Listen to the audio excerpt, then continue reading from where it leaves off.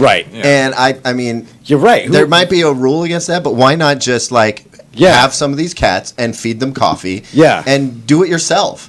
You could make a business out of this. You're right. There are a missed room opportunities. full of coffee-eating cats, and it's a dirty job, but I bet Mike Rowe would come and help you do it and talk about how amazing it is. I've got a big basement. I could, put at least a dozen of them down there.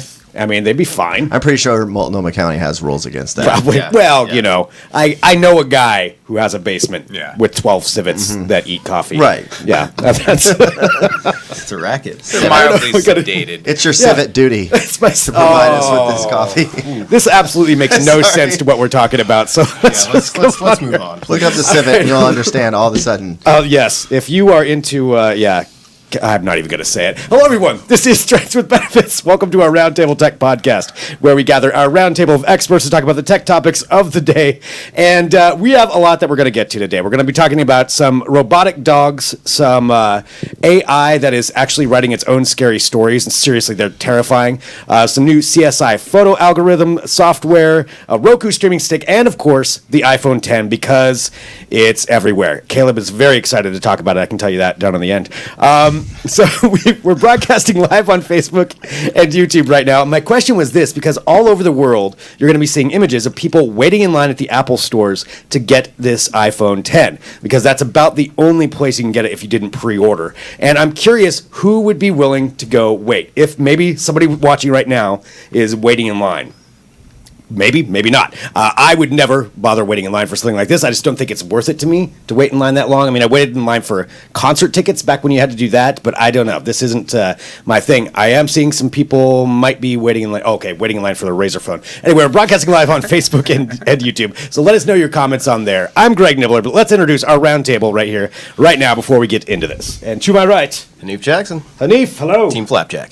Team Flapjack. That's right. I forgot. Team Flapjack. All right. And our special guest stopping in today. Yay! Ezra Semino Hurt, Case of Base, and Team French Toast. Ooh, okay, I'm not mad at that. Flapjack versus You got French the toast. mustache for the French toast. You thing. do, yeah. Actually, French toast is a pretty good Epic nickname. flavor saver, right up on top of that upper lip. And down on the end, Caleb Dennison, a.k.a. Greg Proops, a.k.a. The Whiskey Mist. the Whiskey Mist. All right, Caleb, so I brought this up that we're going to be talking about the iPhone 10, which it does come out tomorrow, in case you don't know. November 3rd is when supposedly it would be in stores. However, it looks like most actual carriers aren't going to have any supply. It's very, very limited, but some Apple stores will have it. And there are a lot of people waiting in line. I will say this, there was a prank that happened in New York where they created a fake Apple store at one of the subway elevators. So it's all glass, and they slapped up an Apple sign on it and then got a bunch of people to wait in line thinking it was going to be the Apple store. So you can find that out. It's hilarious. I am seeing now with our question of are you willing to wait in line for an iPhone 10? And most people seem to be saying no. No seems to be the overriding thing, but there are people out there doing it. So Caleb, what are your thoughts here on the iPhone 10? I personally think that the smart way to go here is to follow some of these iPhone 10 waiters home. Uh-huh. Because they clearly have lots of cool stuff to steal. If you got $1,000, like That is a different angle. I did not think of that angle. I figure just go steal a bunch of their stuff, sell it, and then you can get an iPhone 10 when it comes back around later. So if you see Caleb lurking around an Apple store later, just run. That's all you can do. I am not. do hear crazy stories of like people like buying past the limit or like putting on disguises so they can buy more than the limit or whatever they allow you to buy at one time. Yeah. It seems like every phone release there's some weird story of someone doing something weird. Yeah, and getting a whole bunch of them. I mean, a lot of these are just going to end up on eBay. Yep. And that's where they're going to. Just like the Nintendo Classic, the SNES Classic, all of those high demand items, which, it seems like it's manufactured demand. Let's put out a limited amount of them out there to generate like this I've got to have it kind of feeling. Yeah. Even, because maybe naturally they wouldn't have this I've got to have it kind of feeling. Right. But if you generate, I mean, the thing is though with Apple, it generally seems to be people really do want it. I mean, if you told me that like there was a shortage of pastrami in this world and like there'd be a fight. I mean, I would probably go get as much boar's head pastrami as I could find and hide it in my basement with the civets. Yeah, right. Civets, which we will never explain what the civets do down there. So Harold is saying, claiming that he ordered 10 iPhone 10s. I think that's what you're trying to say on there. That's a lot of iPhone 10s. I can't imagine that you're going to be keeping those all for personal use. So but I mean, that is what a lot of people do. You buy them and resell them because the demand is there for these, and that's at $1,000, $999 for the very base phone. I usually go. I mean, first of all, I start by making fun of people, that would want something like this. But then I try and go out of my way to explain. Okay, well, I guess I can understand, because of the OLED screen or the poop emoji that moves its mouth when you move your mouth. But I mean, that's just not selling me. I mean, the OLED screens on the phones are nice, but let's face it, the impact that an OLED panel has in a TV versus the impact it has on the phone is definitely totally different. Yeah. Plus, the thing is, OLEDs don't get nearly as bright as LED backlit screens. And frankly, most people, I mean, when you're using your phone outside, you need to be able to see it, have that high contrast. And while the true blacks are going to help with that, I think brightness speaks a lot to it. So that's going to be a real issue. It's going to be pretty. It's going to be I mean, it is. We've seen it. We know it's a beautiful phone, but I just don't think it offers enough. In fact, Jeremy wrote an article about, save your money, go get the iPhone 6s. And there's some validity to that. I actually just bought an iPhone 6s. I had to replace the phone. I had an option of stepping up to the 7 or maybe waiting for the 8 to come out because we knew it was going to happen. This was just like not even 2 months ago. Yeah. And I was like, dude, I'm buying another 6S because that thing was still rocking. Honestly, the battery was even still good on it. If it hadn't been for a catastrophic screen problem, I would have, or no, you know what it was? The GPS antenna failed on it. Okay. But I'd had it for 2.5 years or something like that. Yeah. And I was able to replace it at a super cheap price by trading the one in. I got the 6S, and that phone is just jamming. Gave it to my girlfriend's working great. So you could save a lot of money, have a perfectly great phone, and wait for all this mess to calm down. Yeah, I mean, and that's it's a good point about that. That a lot of people, and there's an article at digitaltrends.com right now that you mentioned that Jeremy wrote. Yeah, whether you're willing to pay that amount for that new thing, and again, most people that are chiming in here seem to be saying no, that they don't want to at least wait in line. But there are a couple of people in here who are definitely iPhone fans who would be doing it. And I've been having a lot of this conversation with some friends, too, of whether it's worth that much money to get this iPhone 10. And our review seems to say that it's a pretty damn good phone. I mean, Julian's review seemed pretty good. What do you think? Well, $1,000 shouldn't be the new normal. That's just my humble opinion. We're seeing the prices creep up and up and up and up, and then when is it going to be $1,500 is the new normal? And then $2,000 is the new normal. And it's a phone. It had a base function, but now it's a part of our lives now, and I get that, and that's what they're selling on. But people need to do other things with their money too. So I imagine people who are really on budgets and who really do want to try to keep up with the Joneses, things like the Apple iPhone X. That's a tough one. It's a messed up world we live in. Orange is the new black. 50 is the new 40. Spacey is the new Cosby. It's just really, Oh, geez. Whoa. It's a tough world right now. Wow. Just knocking them out of the park. I don't think Mist right here. I have bigger concerns about the iPhone 10. No, really? Other than that. How much of it's hardware and how much of it's going to be the new iOS update that will have those features in the 8 in a matter of months? I mean, exactly. It's like other than the screen and maybe a better camera and a little faster, who's going to notice? Yeah. We have this conversation every single year, but this is the year that I am not even the least bit tempted. Okay. And so I can't help but wonder, what are you going to do when your friend comes up to you and goes, dude, check it out, I got the new iPhone 10. Are you going to ooh and ah? Are you going to be like, bro, you're stupid? Exactly. Just, let's check that Gorilla Glass out. So again, Caleb's going to follow you home, and then he's going to break your iPhone in front of you. So that's now that we know that. Anthony's saying, why are you all complaining about what people spend their money on? I mean, I can see what you're saying with that, but I mean, this is also a tech podcast, so we do have to talk about it. And $999, if that does become the standard, that's a lot of money. I'll answer that question directly. Yeah. We're talking about what people spend their money on because that's our job. Yeah. We are trying to tell people, is this tech worth it? Is it going to enrich your life? Does it bring some kind of meaning to you? Because at the end of the day, most of what we're talking about are toys. They're big boy toys, and we enjoy them, and that's great. There's no problem with that. Sure. Spend your money on a big ass TV if you want to, especially coming from me, Right, yeah. But no, honestly, people are going to feel like this whole tension over, I do need a new phone. I'm an iPhone person. Do I get the 8?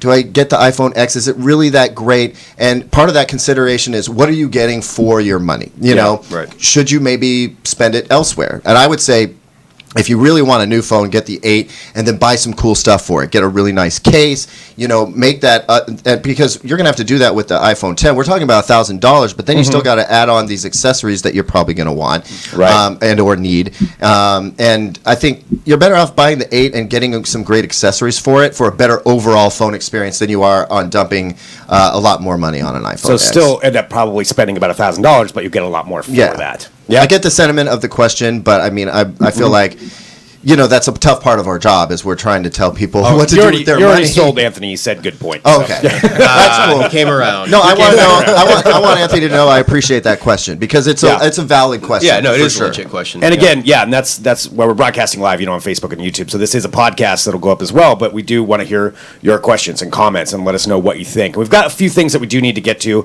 so keep on putting your comments in there about the iPhone 10, and we'll circle back around on that some. But I do want to talk about something that Caleb just did an actual review on, which is much less expensive than an iPhone 10. You could buy, over 10 of them for this. The Roku Streaming Stick Plus. So Roku, man, I feel like I've done a lot of talking, but that's sorry, okay, guys. But I'm in the hot seat again. You're in the hot seat. So we got all the new streaming devices, right? We've got the Amazon Fire TV, the Apple TV 4K. We've had an NVIDIA Shield around for a while, and then you've got Roku, which is. They've kind of been sitting at the top of the heap for a while. And this year we got the Roku Streaming Stick Plus, $70, and the Amazon Fire TV, their top of the line streamer right now, also $70. And they both have very similar specs in terms of their video processing power and speed and things like that. Most people use this stuff just for streaming Netflix or Hulu or whatever. But it's how these two devices go about doing the same thing. And with Amazon, you get Alexa and all this Alexa capability. Yeah. But then again, if you're not really an Amazon user, like if you don't live and breathe Amazon, you don't have an Amazon Prime Video account, and you watch tons of content through Amazon, then the Fire TV just doesn't make sense for you. Really? So when I was looking at these two $70 devices that do amazing things, it came down to the Roku making more sense to the broad majority of people. Little, like HDMI thumb drives. It's what it's come to. We've gone from admittedly small set-top boxes to little thick sticks. Yeah. Like, how long ago is that? It's 9 years. It's been a while. It's been 4 or 5 years, I think. But the Roku 1. Yeah, the original hockey puck. It was great. And it was killer that you could start doing this. Now they're just a little stick. This little tiny stick is way more powerful than that original Roku you and I got. And in fact, it's as good as some of the more powerful devices from last year. It does 4K HDR. It's $70. Yeah. Number one question I get though is, I've got a smart TV already. If you're into this, you might have a smart TV already. You might be getting Netflix from your Xbox or PlayStation, or why do I want a Roku? Well, for all the other TVs that your Xbox isn't connected to, maybe, for one. Also, I love sticking mine in my pocket or in my suitcase or whatever and taking it to my hotel room. If I had a kid about to go to college, Roku Streaming Stick, one of the best things you could send your kid off to college with. Even if they're already there, send it to them. Christmas gift. Oh, yeah. It's just, the thing is killer. I mean, and I get that. I mean, it does sound pretty awesome, but if it's the same price, why wouldn't you just go with the Fire TV and then try to jump into that? Like, you have that option of being in the Amazon. Well, because Roku has, if you're trying to find stuff to watch, and really just the biggest functionality is let's say you come to the table going, I want to watch this movie, the Big Lebowski, for instance, or Sausage Party. You don't know where that is available. You may have an Amazon account and a Netflix account and a Hulu account, for instance. Right. And there's several others out there, but where can I stream it and can I get it for free? Yeah. Roku will tell you where you can watch it for free, if you can, whereas the other ones often will not. Now, this year, Amazon does recommend stuff from Hulu and Netflix right up front. Mm-hmm. But if you're looking to go find it elsewhere, when you go to find it watch somewhere else or whatever, you click this little button, all it shows you is Amazon. Yeah. Plus, when you get to the home screen of the Fire TV, you are in Amazon's universe. It's like, here's Amazon TV shows and Amazon movies and Amazon games. Some toilet paper that you can buy. Yeah, exactly. Yeah. Use your Fire TV to order your fridge filter or whatever. I always use that one because I love ordering my fridge filter with Alexa. This is what happens when you turn 42. How many fridge filters do you go through? But too many. I'll tell you what right now. But that's anyway, a story for another time. That's really all that needs to be said. If these things are super handy devices, they're often better quality experiences than what you get through your smart TV. Sometimes certain smart TVs won't have the 4K HDR version of certain apps. The Roku does just a great job, and it's portable, and I love it. And I think it's going to be a great Christmas gift. If you're, been wondering, what do I get somebody who has everything? Well, they could probably have a TV they could stick this thing into and enjoy. Is it still the same little basic remote, or is it all? The remote got better, actually. So you can use your smartphone, which is great as a remote. You can also use the Roku app to listen wirelessly. So plug some headphones in. Oh, that's cool. And or all right, you're starting to sell me on a Roku. Yeah, so you can do private listening, or you can can stream it to a big Bluetooth speaker if you wanted to do it that way through your phone. Yeah. But for me, the big add this year was the inclusion of a power button and volume buttons for your TV. And the cool thing is, you plug it in, it knows what your TV is, and automatically programs itself to control your television. You don't have to. That I like. No TV remote codes or anything like that. Yeah. It just because in my bedroom TV, all I do is watch Netflix and stuff off my Plex Media server and stuff like that. Yeah, and sometimes I also chill. It's nice, but with other people. But but it's great to just toss that TV remote in the drawer and not have to worry about it anymore. I don't know. It's little things those little conveniences can make a big impact over time. Well, and that full review is at digitaltrends.com too, so you can go there and take a look at that. If you're just tuning in, we're talking about several different things. We're talking about the iPhone 10 at the very beginning, whether or not you would be willing to wait in line to get that, and then now talking about the Roku Streaming Stick Plus, which Caleb is saying is awesome, and it does sound pretty amazing. So that full review, like I said, is at digitaltrends.com. You can take a look there. It was just asked, did you just tell us about his sexy time? And yeah, apparently I'll take the blame for that one. I think I kind of volunteered that information. Fruit. Yeah. Low-hanging fruit, indeed. That's what this show is all about. All right, so let's get on to a couple other topics that we do need to get to, and then we'll circle back around and maybe talk a little bit more about the iPhone 10 here at the end. And this is going into the artificial intelligence side of technology. And we've got a few different things on here that I wanted to bring up that I thought were pretty cool, and some that are absolutely horrifying. The first one, though, that's pretty cool is how many times have we seen on television shows, where you have some detective agency or some future setup, the CIA, and they have a blurry photo of someone, and they're like, enhance this, and then you zoom in on it. Ezra sent me a video today. It's just a mashup of like 100 different shows all saying enhance this, where the enhance montage. I feel like that started with Max Headroom. You guys remember that show? Yes, oh, yeah. absolutely. Yeah. All our younger listeners like, what? Matt Frewer? I don't know what you're talking about. So that technology, there's some of that is around now with some kind of some Photoshop or some photo editing software. You can enhance things a little bit, but it's not really that great, and it hasn't been for a while.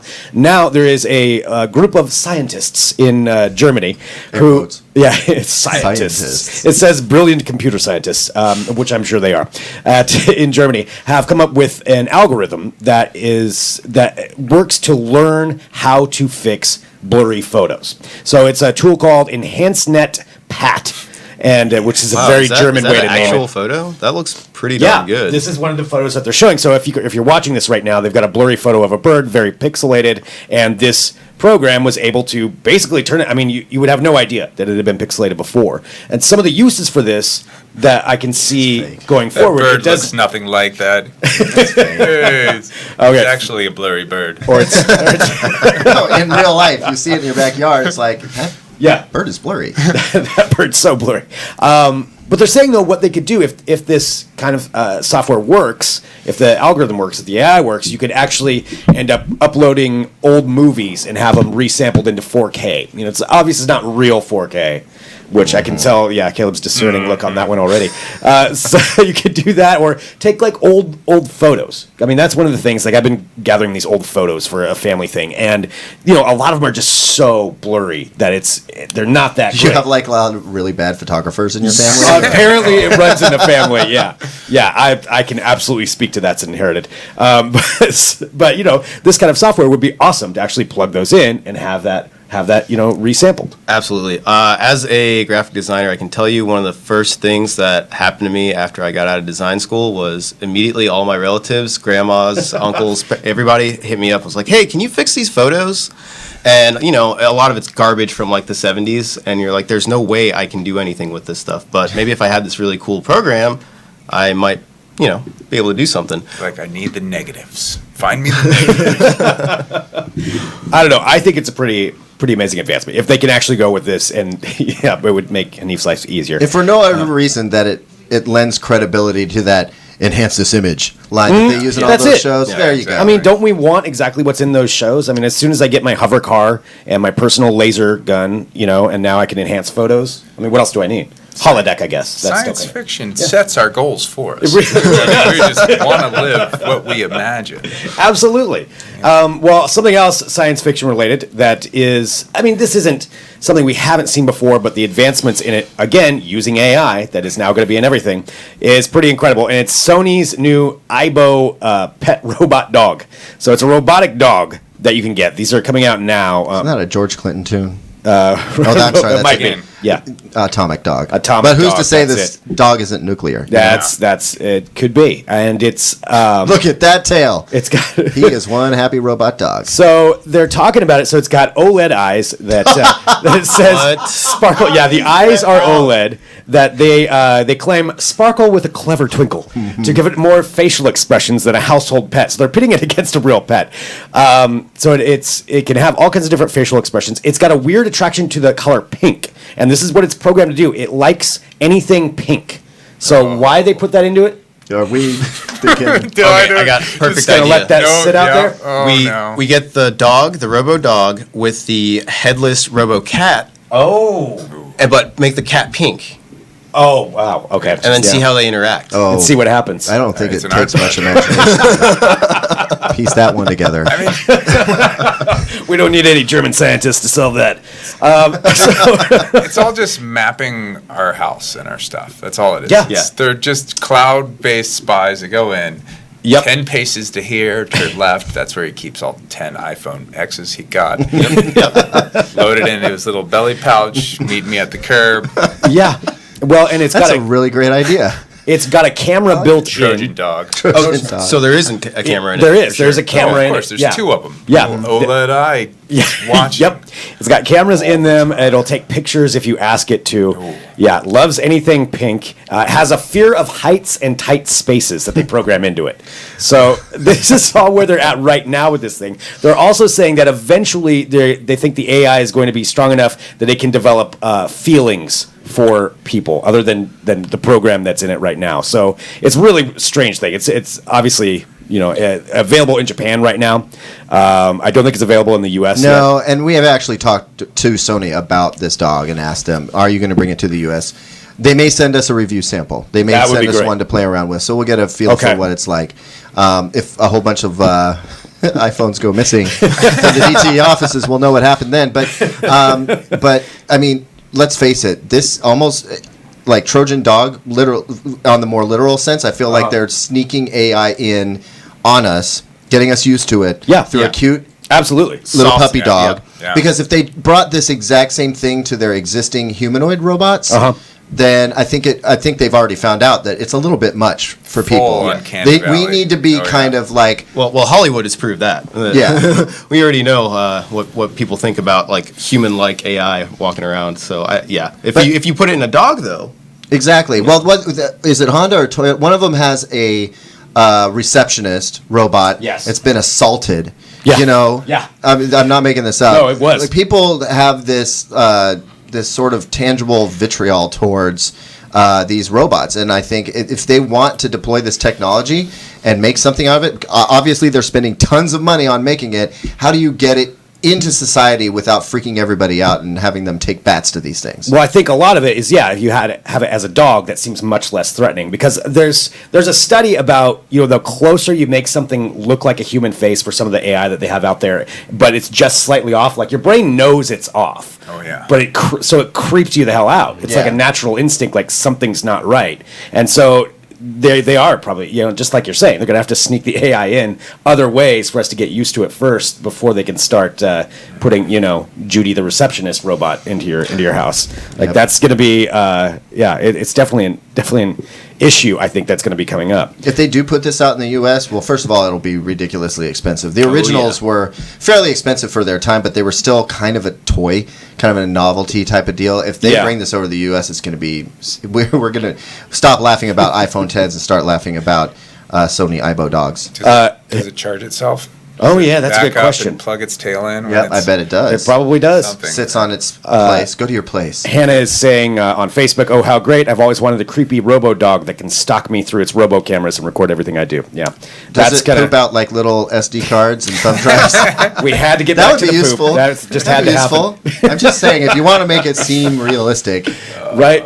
the bio functions. We'll have to get a hold of Sony and see if they can buy dolls at Toys R Us that pee and poop. I mean, I don't think it's like a stretch to think that some people would want to see a robot do that as well. Well, with the AI, and I just want to touch on this really quick, talking about where artificial intelligence is going. Then we'll go back to the iPhone 10, and I want to talk to Ezra about his business. But there is I want to talk about the dog. Okay, we'll get back to the dog. We'll get back to civets somehow. So there's MIT has they've done several different experiments with artificial intelligence. Obviously, they're always working on it, but then now they've released this new one that is actually, they've got a Twitter account for it. It's called Shelly.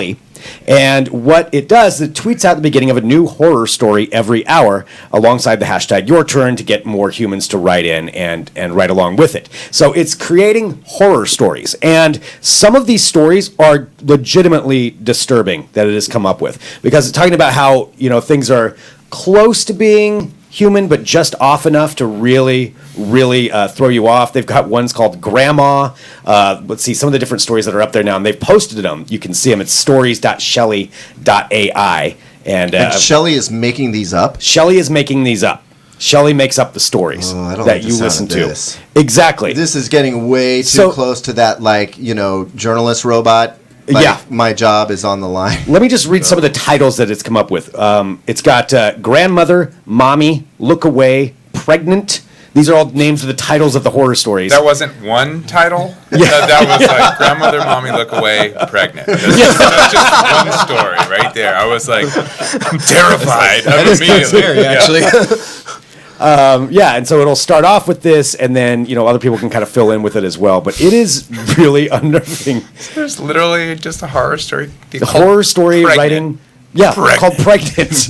I can read you the beginning of it if I can pull it up here. The doctor said that he had been bound to another hospital for some time after the doctor had called him a nurse. He had to restrain himself from the pain and the fact that he was determined to be injured for a month.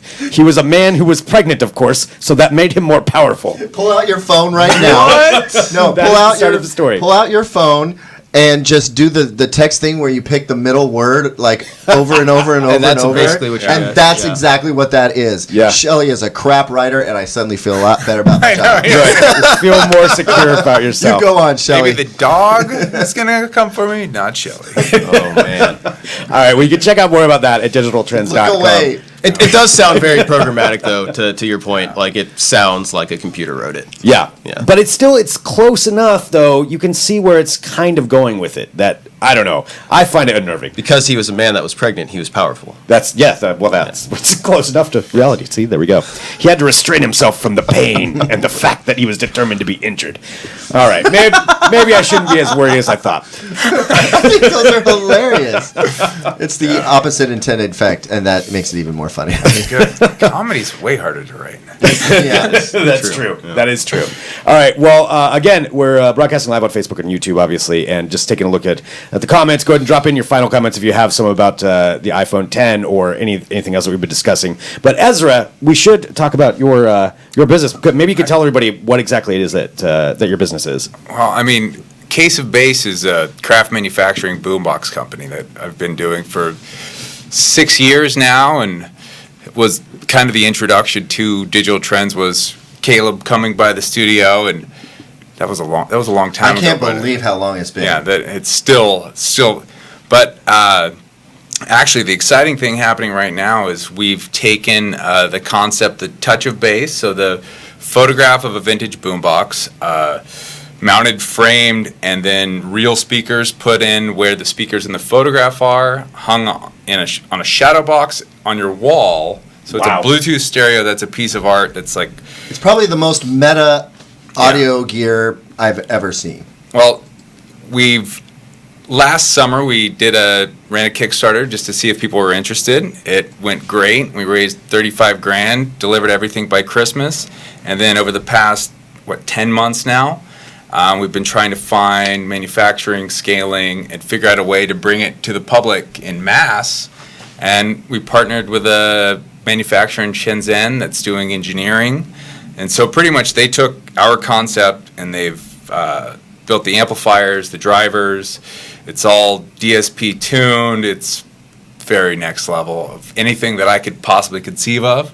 And it's looking like we're going to have prototypes in 2 to 3 weeks. Wow, that's awesome. I'm going to put you on the spot here. Do it. Because we deal with a lot of Kickstarter projects. Oh, yeah. That have great minds behind the products. I would say few of them get anywhere near to your level where you've actually made them in-house, produced them, sold them, and had a sustainable business for 5 or 6 years. But I think a lot of people are starting to get wary about Kickstarter projects because more and more stories are mounting up of people getting in over their head. Oh, yeah. They haven't worked with Chinese manufacturing before. They don't know how sticky that can be. How they will just switch a part out on you without telling you, and all of a sudden the product that you spec'd out is not the product that you're getting. Quality control goes out the window. It really helps to know people who have worked in that industry before. So my question to you would be, how can you instill confidence in the people that might want to back your campaign, that indeed you're going to be able to get this scaled up and not run into a whole bunch of problems there? Well, the cool part is Kickstarter last year was more of a lean marketing to see what people were interested in as far as style, aesthetic. Would they actually be attracted to this concept as a whole? This production run has nothing to do with Kickstarter. Oh, wow. We've done our own. We're financing everything. We'll import everything, and the first 1,000 units should be here in the spring. That's amazing. And so you'll be able to... QC will be on me, and we've actually partnered with an engineer that's got 35 years in the business out of California who's working with Microlab Global, who's 20. I don't know how we got so fortunate to work with this team, but we're actually going to go over to Shenzhen in January, tour the factory, 150,000 square meters. Yeah. Wrap your head. I mean, that's massive. It's these are small towns. I'm so excited. Yeah. And that's when we make our commitments, put that big deposit down for the major manufacturing, and we're doing 3 runs of prototypes, all staging, and the engineering is kind of put on Microlab as a development partner versus us saying build this.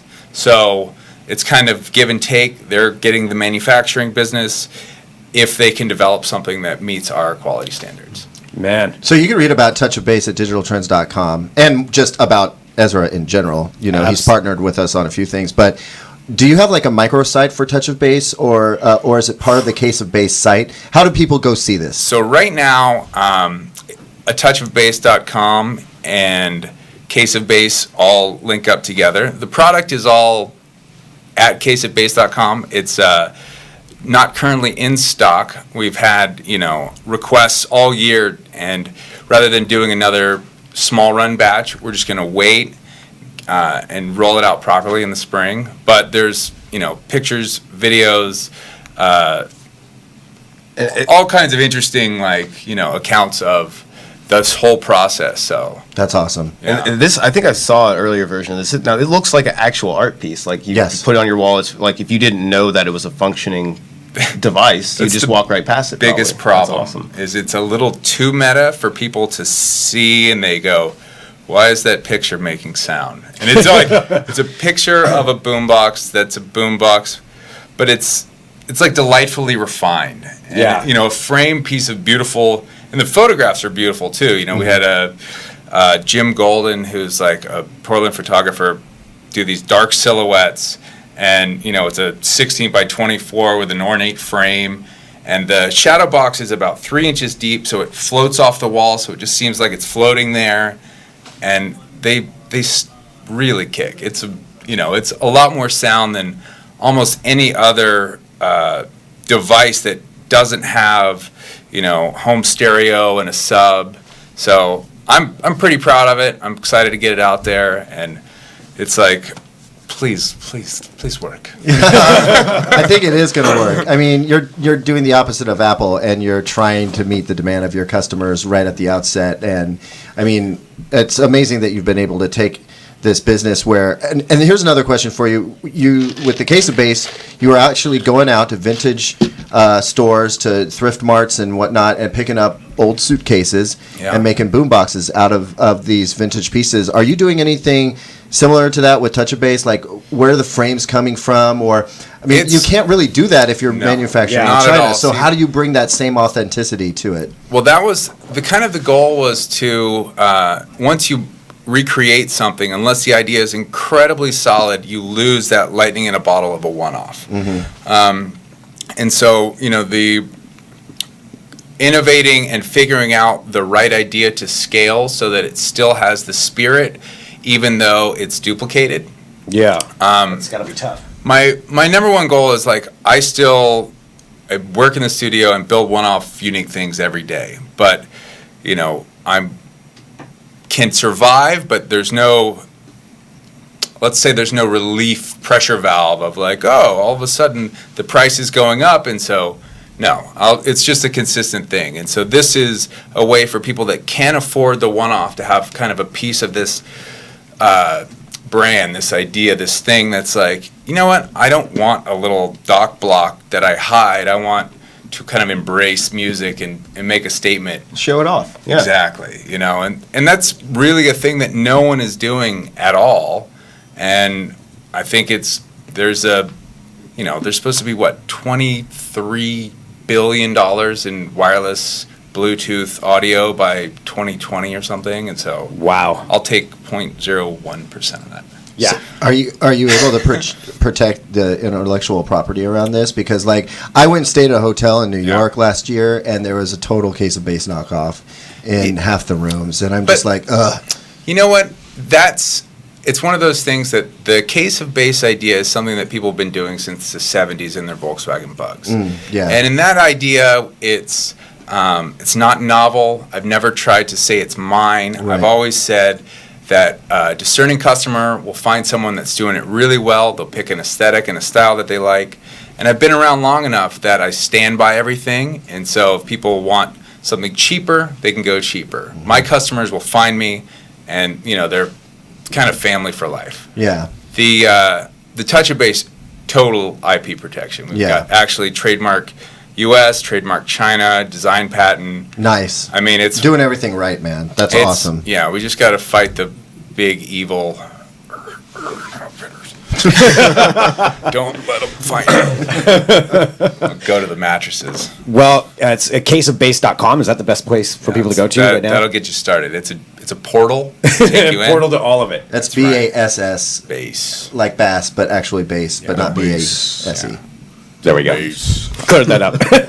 Well, that's awesome. Ezra, seriously, congratulations. Like, that is really, really cool. Yeah. And thanks, everybody, for tuning into this podcast, too. Again, this is Trends with Benefits. We go live every Thursday at 2:30 p.m. Pacific on Facebook and YouTube, and then it goes up as a podcast. So you can find us on iTunes or Stitcher or wherever you get podcasts. Go and subscribe to that there. And, again, thanks, everybody, for tuning in. It looks like most of you are not waiting in line for an iPhone 10 is what I'm seeing here. But they're out there, and you will see lots of pictures of them, I'm sure, over the next 24 hours, because that's what everybody's going to be posting of. So go check those out. Go to digitaltrends.com for everything that we've talked about here on this show. And I think that's about it. We never did explain the civets, so you'll have to look that up yourself. We'll be back next week with another episode. You think there's a market for a Case of Bass? Definitely, I do. Got a vintage suitcase filled with frozen fish. I think it's more of a weekly bass, like cut in on Blue Aprons. Yeah, exactly. You know, you open it up and Yeah. you've got a bunch of bass with like some, yucca and some fingerling potatoes Like and sea a little bass, arugula. largemouth. Kale, obviously. You stuff the kale in the bass's mouth. It just made me think of that horrible talking fish that. yeah. Billy. Billy Big the mouth Bass. Yeah, there you Billy go. Bass, Yeah. Oh yeah, it happened. Fun as always. Yeah, that was a great.